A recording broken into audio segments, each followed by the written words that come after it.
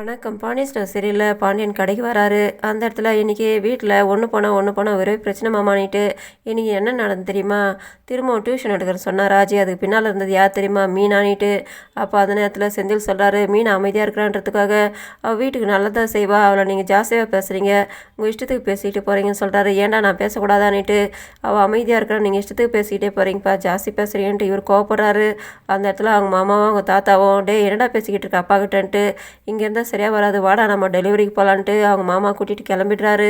பார்த்தீங்களா எப்படியெல்லாம் பேசிட்டு போகிறான் பாருன்ட்டு பாண்டியன் அவங்க மாமா கிட்ட சொல்லும்போது, இதே மாதிரி கோமதி யாராவது திட்டினாக்கா சண்டை போட மாட்டியா நீ, அந்த மாதிரி தான் அவனுக்கு கோவம் வந்திருக்க சொல்லும்போது, நானும் என்னோடய பொண்ணுங்க மாதிரி நினச்சி தான் நான் பேசினேன், அவன் எப்படி பேசிட்டு போகிறேன்னா பரவாயில்ல மாமா வீடு, நான் என்னோடய பொண்ணுங்க மாதிரி தான் அவங்களையும் பார்க்குறேன், அதே மாதிரி தான் அந்த உரிமையில் தான் பேசினேன், இவன் என்னென்னா சொல்லிட்டு போட்டோம் பரவாயில்ல மாமான்ட்டு இவர் வேலை பார்க்க ஆரம்பிக்கிறாரு.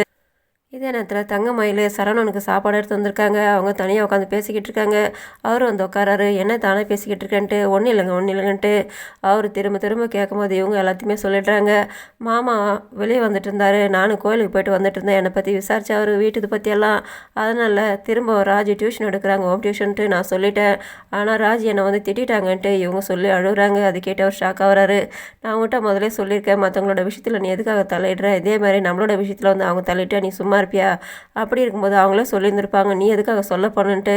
அப்போ இவங்க அதுக்காக என்னை மரியாதையில் அது பேசுவாளா, நான் அவங்களோட மூத்தார் பொண்டாட்டின்னு கூட இல்லாமல் மரியாதையில் பேசிட்டாங்கன்னுட்டு, இதுக்கு மேலே அது மாதிரி அவங்களோட விஷயத்தெல்லாம் தலையிடாதுன்ட்டு இவரும் சொல்கிறாரு. எனக்கு ரொம்ப மனசு கஷ்டமாக இருக்குது, எங்கேயாவது தனியாக இருந்துட்டு வரணும் போல தோணுதுன்ட்டு அம்மா வீட்டுக்கு போகிறேன்னு இவர் கேட்குறாரு. இவங்க ஷாக் ஆகுறாங்க. அப்படி இல்லைங்க, நாம் தான் முன்ன அனிமூன் போகணும்னு சொல்லிட்டு இருந்தோம்ல, அது மாதிரி எங்கேயாவது தனியாக இருந்துட்டு போயிட்டு வரணும்னு தோணுது, ஒரு 4-5 நாள் போயிட்டு வரணுன்ட்டு இவர் சொல்கிறாரு. நான் அப்பா கிட்ட கேட்குறேன்ட்டு, ஒவ்வொரு விஷயத்தையும் அப்பா கிட்ட தான் கேட்டு செய்வீங்களா? அத்தை பாருங்கள், ராஜி மீனாவுக்குலாம் சப்போர்ட் பண்ணுறாங்க, அந்த மாதிரி அத்தை நமக்கு சப்போர்ட் பண்ண மாட்டாங்களா? நீங்கள் எப்போ பாரு எதுக்கத்தால பர்மிஷன் கேட்டுக்கிட்டு இருக்கீங்க, அவங்களாம் இஷ்டம் போல் பண்ணிக்கிட்டு இருக்காங்கன்ட்டு இவங்க சொல்லி புலம்புறாங்க. சரி விடு, நாம் அப்பா கிட்ட பர்மிஷன் கேட்டுட்டு போகலான்ட்டு இவர் சொல்கிறாரு. இதே நேரத்தில் வீட்டில் கோமதி ராஜி மீனெல்லாம் அவங்க நாத்தனாரெலாம் உட்காந்து பேசி சிரிச்சுக்கிட்டு இருக்காங்க. சாயங்காலம் அந்த நேரத்தில் பாண்டியன் வராரு. வந்தவொன்னே வந்து உட்காராரு. மீனாவும் ராஜி எழுந்து கிளம்ப பார்க்குறாங்க. நில்லுமான்னு இவர் சொல்கிறாரு. அங்கேயே நிற்கிறாங்க. அதுக்கப்புறமா அங்கே தங்கமயில் வந்து நிற்கிறாங்க. அவங்க வந்து நின்னோன்னா இவங்க உட்காந்துக்கிறாங்க. இவர் கேட்குறாரு, ஏம்மா உனக்கு இன்னும் என் மேலே கோவம் போகலையா?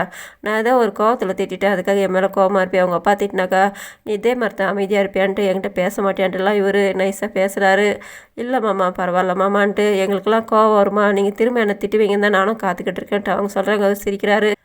சரி விடுமா, ஏதோ ஒரு பேஜாரில் சொல்லிட்டேன், அதுக்காக நீ இப்படியே இருப்பியா, அவங்க அப்பா திட்டினா பேச மாட்டியா, அப்படி இப்படின்ட்டு இவர் பேசி பேசி, உங்களுக்கு என்ன பிடிக்கும்னு எனக்கு தெரியாது, ராஜிக்கு நான் அதிரசம் வாங்கி வந்துக்கிறேன், உனக்கு நான் சமோசா வாங்கி வந்துக்கிறேன், இந்தாமான்ட்டு கொடுத்தவொடனே எடுத்து சாப்பிடுவானோன்னா அவங்க வாங்கிக்கிறாங்க. அதுக்கப்புறம் சாப்பிட மாட்டுறாங்க. சாப்பிடுமா, அவங்க அப்பா கிட்ட நீ இப்படி தான் கோவம் பண்ணிக்கான்னு அவர் ஒன்று ஒன்றா பேசி பேசி சரின்ட்டு அவங்க ஓப்பன் பண்ணி வைக்கிறாங்க. சரி எல்லாரும் இது சாப்பிடுங்கன்னு சொல்லும்போது தங்கமயில் எடுக்கிறதுக்கு வராங்க. அதை பார்த்தது மீனா சொல்கிறாங்க, அக்கா வெளி பலகாரங்களாம் சாப்பிட மாட்டாங்க மாமான்ட்டு. அதை கேட்டு தான் அவங்க அப்படியே அமைதியாகிடுறாங்க. அதுக்கப்புறமா எல்லாருமே எடுத்து சாப்பிட்றாங்க. வெளி பலகாரங்களாம் சாப்பிட மாட்டாங்களா தங்கமயிலுன்ட்டு பாண்டியன் சொல்லி சிரிக்கிறாரு. மற்றவங்களும் எடுத்து சாப்பிட்டுக்கிட்டு இருக்காங்க. தங்கமயில் அசடு வழியே நிற்கிறாங்க. தங்கமயிலை பார்த்து மீனாவும் ராஜ்யம் முறைச்சிக்கிட்டே சாப்பிட்றாங்க. ப்ரோமோவில் பாண்டியன் குடும்பத்தில் எல்லோரும் இருக்காங்க. அப்போ பாண்டியன் சொல்கிறாரு கதிருக்கு, இதுக்கு மேலே அவன் காலேஜுக்கு போயிட்டு வந்தவொடனே கடையில் வந்து வேலை செய்ய சொல்லு, இதுக்கு மேலே வேலைக்கெல்லாம் போகிறது வேணாம், மீதியெல்லாம் நான் பார்த்துக்கிறேன், ராஜியும் நானே படிக்க வைக்கிறேன்ட்டு சொல்லும்போது இவர் சொல்கிறாரு, நான் இங்கேருந்து அசிங்கப்படுறது போதலன்ட்டு கடையில் வந்து அசிங்கப்படணுமா, நான் கடைக்கு வரமாட்டேன், நான் கொடுக்க வேண்டிய பணம் கொடுத்துறேன்னு சொல்லும்போது, இந்த அளவுக்கு நீ எதிர்த்து பேசிவிட, நான் சொல்கிற பேச்சு கேட்க மாட்டேன்னுட்டு பாண்டியன் கதிருக்கு அடிச்சிடுறாரு. எல்லாருமே பார்த்து ஷாக் ஆகுறாங்க. இதோட முடியுது. நன்றி, வணக்கம்.